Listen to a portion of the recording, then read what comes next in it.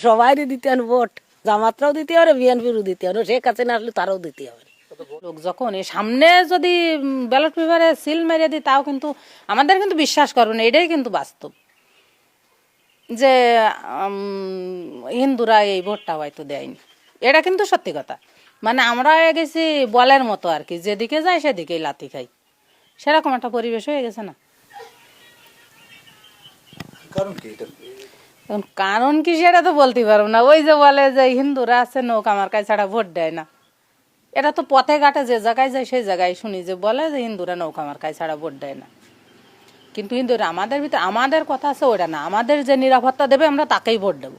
মানে আমরা ধর দেবো একটাই, যদি এসে কয় যে এইটি দিতে হবে, এইরকম একটা ভয় আছে আমাদের। আমরা তো এর দেশে থাকতেই পারবো না। আমরা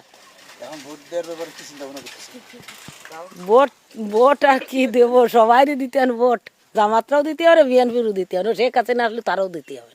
আমরা যদি বিএনপির ভোট দিই তাহলে আমাকে জামাতরা এসে দড়ি বসবে, আর যদি জামাতে ভোট দিই তাহলে বিএনপির এসে দড়ি বসবে। কোন দিক যাব আমরা?